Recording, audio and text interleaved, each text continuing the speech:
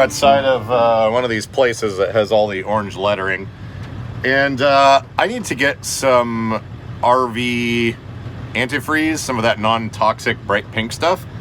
I was looking around on Amazon, and they wanted between $15 and $30 a gallon for it. So on a whim, I decided to look up on this company's website. It's $3.49 a gallon for the same stuff. So maybe it costs more because of shipping or something, but anyways, I ordered 8 gallons of it, and it should be sitting in here ready for me to pick up. So we're gonna go in here and try to load this stuff out. So let's go inside and see if we can get this stuff we bought already.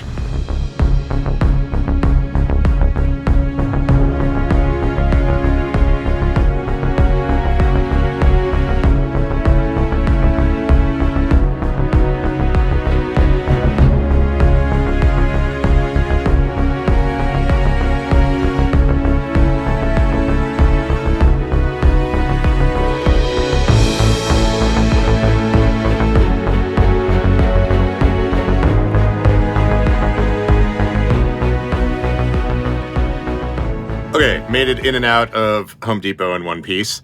Wasn't too obnoxious. They put all the stuff in a cart, so ordinarily I wouldn't have an issue sliding a big box of 1 gallon bottles onto my lap and then put it in the back of the van because it's about lap height. But being in a shopping cart, I couldn't lift it out of there, so took a little bit of screwing around to find someone to do that. But you know, hey, we got it. I think it stopped raining for a few minutes.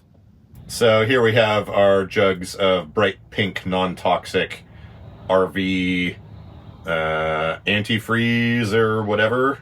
Let me get all this stuff unloaded real quick, and then I will explain why I need this stuff and what's going on.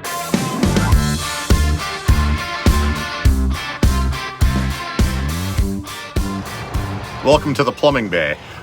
So I kind of forgot that in 2 days, I need to leave town, and we have a soccer tournament to go to. It's like 1,500 miles away, and to further complicate things, it's supposed to get down to like 7 degrees Fahrenheit while I'm gone. That's going to be going on for a few days, apparently, and the high temperature is going to be like in the low 20s. When I'm here, well, let's see, last winter, I think the coldest we got down to was like 15. And it was a challenge while I was here to keep everything from freezing. Now, our main water tank is mostly empty here, but seeing as how I'm going to be gone, it's not going to be possible for the pellet stove to keep running because you got to load bags of pellets in it every day. And when it's below about 28 to 25 outside, the pellet stove has to run on medium, which means it'll use maybe 1 to 1.5 bags per day, and the hopper only holds 1 bag. So, among other things, I went and bought a small oil-filled heater.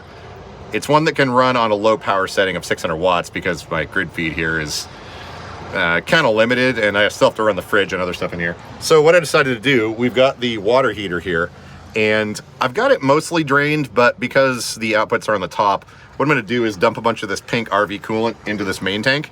And then we've also got these this filter block here and some other stuff going on. So I'm going to put a bunch of that RV stuff in there. I'm going to fire up the pump. I'm going to bleed it through our lines here, get the water heater full of this stuff, and then I think we should be good, hopefully. Okay, we have ion funnel attached to a hose that goes in that tank. So imagine I'm probably put about 5 gallons in here because this tank is so big. The color of this stuff is actually somewhat amazing. I don't know if that's going to come through on camera or not, but I don't know how they get that insane fluorescent color with this stuff. And again, I'm really glad I looked at a local store instead of buying on Amazon, because under $4 for a gallon of this is significantly better than 16 or 23. I'm no mathematician, but that just makes sense.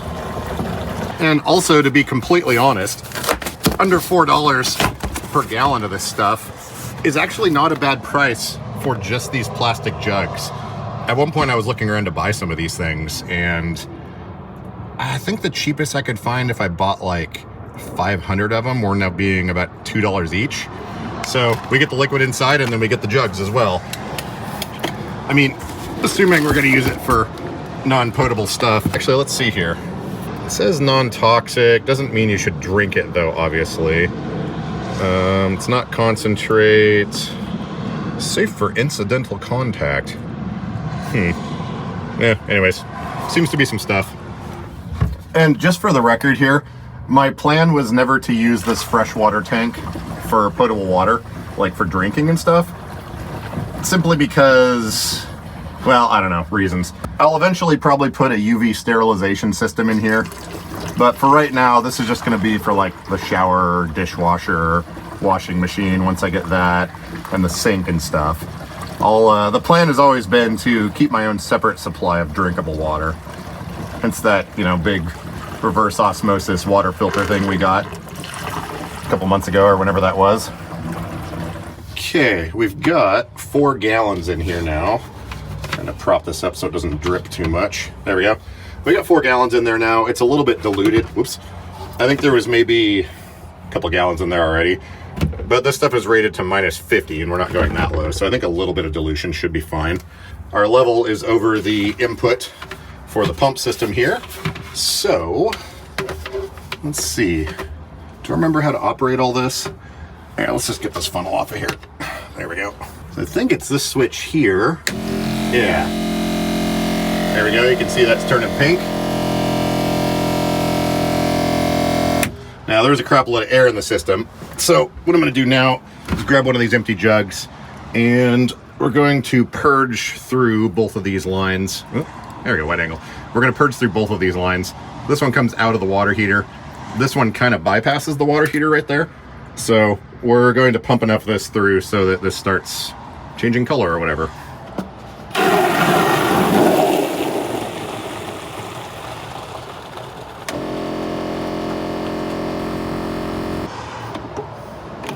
Okay, that one's still all clear. Next.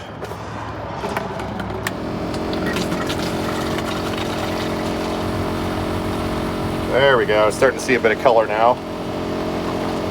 Yeah, that should work. There we go, camera was kind of screwing with it a bit. So there's probably going to be some air in this line. Okay, let's purge this one.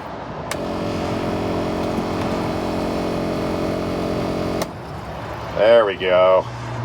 Oh yeah, look at that color. One more go with the water heater.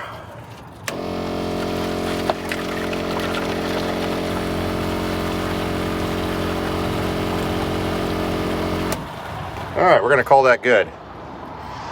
It's obviously a little bit diluted, but with our temperature range, I think we should be all right.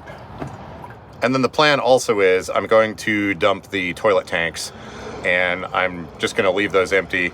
Well, I'm gonna put a bunch of this stuff in there as well, just because part of the system is outside in the cold and the inside of the bus is not gonna be 65 degrees while I'm gone. So we're just gonna get everything that holds liquid and hopefully we'll be okay. And then we've got our filter block here. Just gonna dump the water out and then put some of this anti-freezing stuff in here. Whoops. So these filters have been sitting in here long enough not being used. I'm gonna have to change these before I finish the plumbing and put all this in service anyways. So I'm not incredibly worried about this stuff potentially destroying the filter elements, but yeah, whatever. They need to be replaced anyhow, so we'll just get some of this put in here. That should do.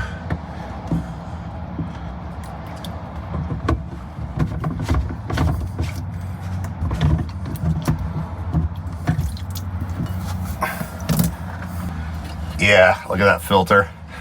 That's got some stuff growing in it.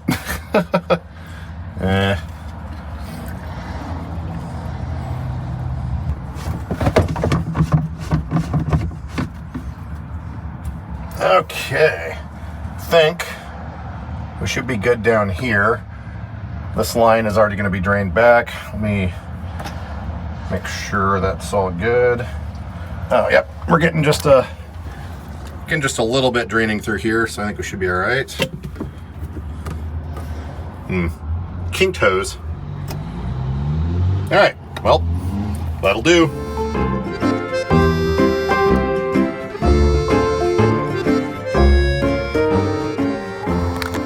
Okay, so backing out onto the lift is not an option. Let's try going forward.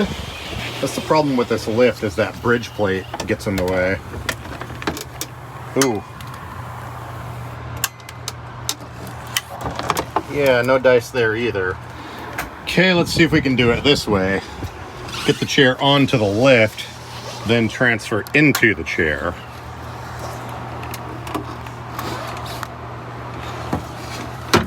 Nope, that still hooks on the front cover. See, that's the problem with this freaking lift. Okay, take 37. Pushing down on the corner of it while backing up seems to do it. But that's going to bend this bridge plate and it's going to break eventually.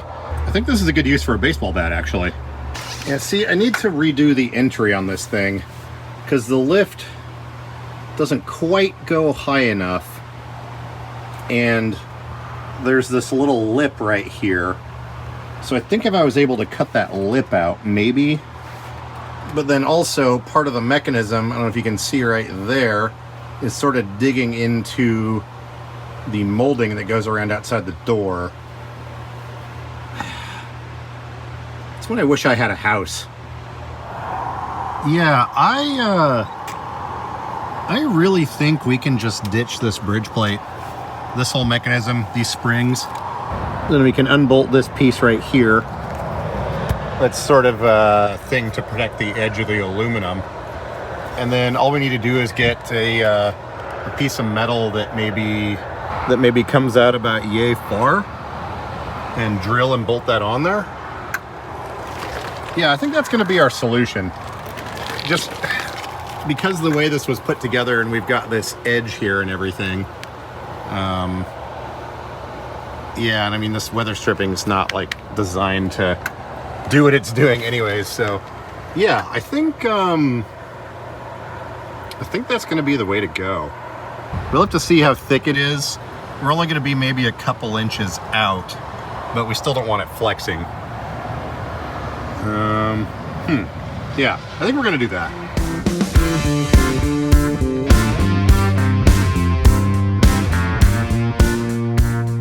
Okay, we've just removed the bridge plate flap down there from the lift. As you can see, there's a little bit of a gap. So my original plan was to remove that thing because this lift is probably about 3/4 to 1 inch. It needs to go about an inch taller than it does to access this bus with this angle iron like lip right here.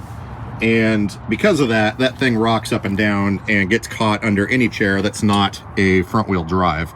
But to be honest, shooting this gap isn't really a big issue. Yeah, we're like 5 feet off the ground, but I mean, it seems fine. However, simply because I can, and it seems like it might be a good idea, we're going to install probably a 1 1/4 to 1 1/2 inch strip along the front of this to extend the platform out just a tiny bit. But yeah, nice thing now is we don't have to worry about the gas struts, which are laying in a pile down here on the ground in disgrace. Obviously, I'll have to be careful with my toes because, you know, if you get too far forward like this and you try to actuate the lift, yeah, not gonna have a good time. But this will allow me to get other chairs in and out of here easier that are not just front wheel drive. Also, it kind of simplifies everything a bit. For personal use, I mean, obviously we'll just have to instate the rule, don't be dumb. But here's all the parts that came off of that. And this thing has a bunch of stress cracks in it. If you look real close, you can see that this aluminum piece here was going to need to be replaced at some point. You can see there's cracks forming there and everything too. Not to mention the whole thing is warped pretty well, or pretty significantly. Doesn't really show on camera, but yeah, this thing has been flexing pretty heftily every single time I get in and out of here. So anyways, I'm gonna grab that can of ballastol there and we're gonna do some maintenance on the lift. I probably won't film that. Basically just involves spraying all these pins and bushings and everything all around here because I haven't done that in a while. The rubber mat has been working pretty well. Hasn't snowed yet, but the idea with that is to keep the gravel and stuff off the bottom of the lift, because when it snows, the lift is a big hot aluminum heatsink that's stored inside the bus where it's not 20 degrees Fahrenheit. And when it comes out here and goes down into the snow, all the gravel and everything underneath that sticks to it, and then it all gets sucked back into the cassette. And yeah, not gonna have a good time.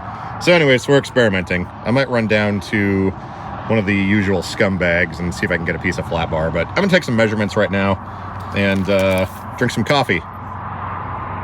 Someone switched my coffee out.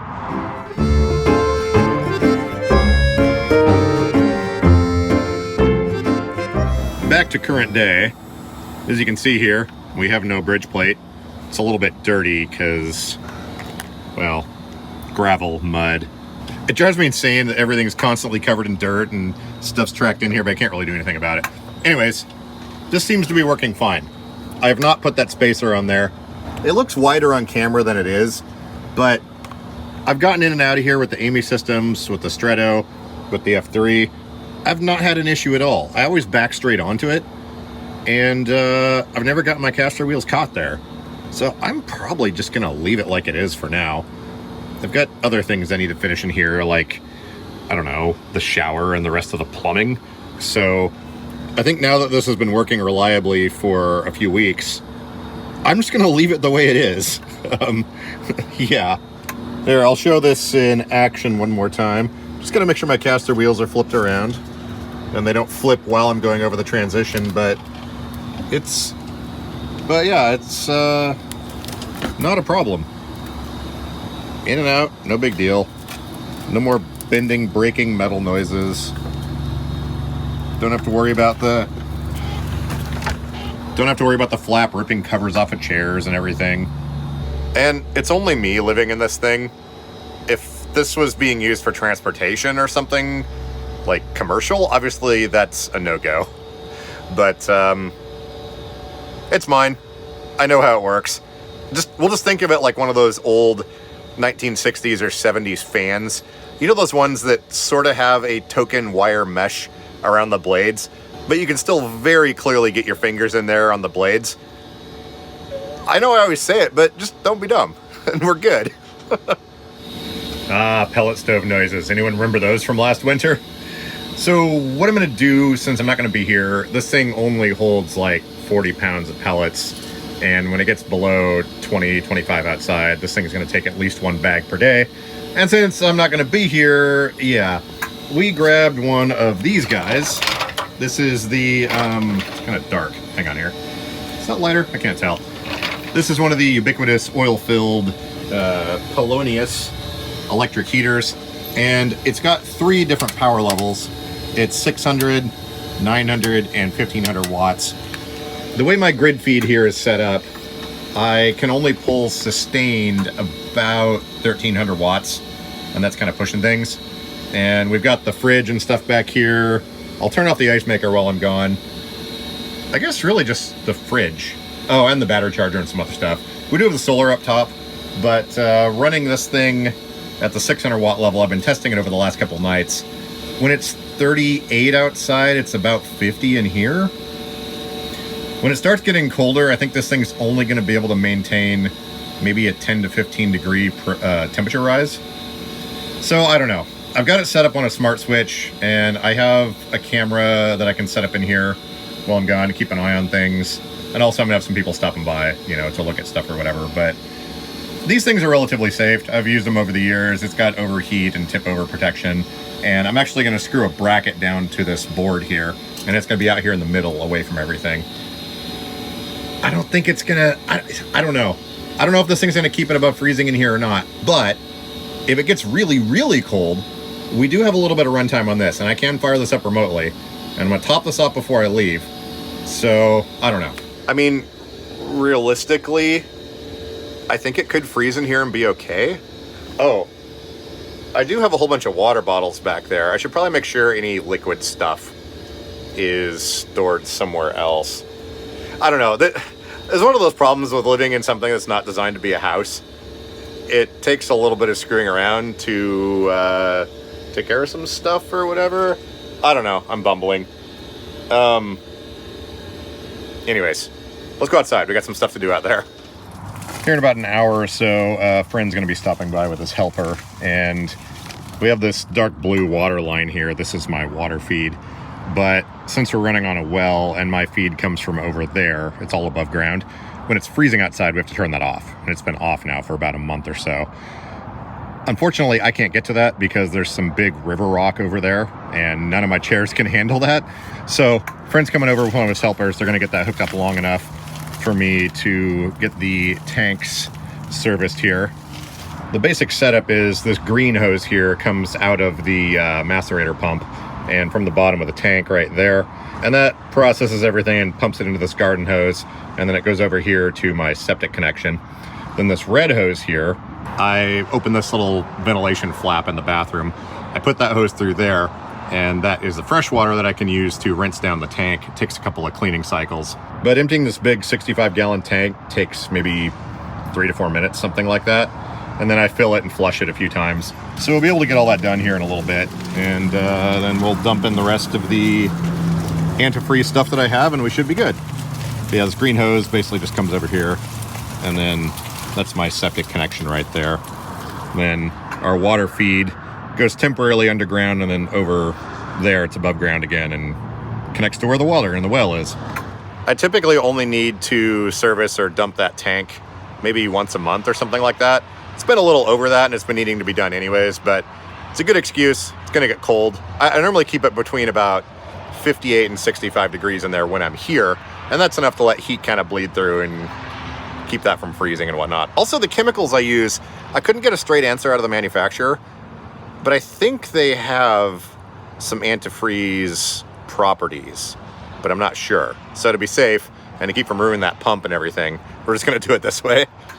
About the oops, I forgot part of this video, I meant to mention on the live stream last week that I'm gonna be traveling this week on Thursday. I'm not 100% sure yet what day we're gonna do it. I think I still wanna try and do the live stream. Breaking news, we have an update. The live stream will be tomorrow, which is Tuesday. Hang on, my electronic watch hands are blocking the date. Yes, the live stream will be tomorrow, which is Tuesday, the 9th of January at 11 a.m. So mark your calendars or something. Actually, I'll create a stream. I'll create an event for that so you'll see it. But I still want to do a live stream. We'll probably do it here at the bus. But yeah, kind of forgot about that little component.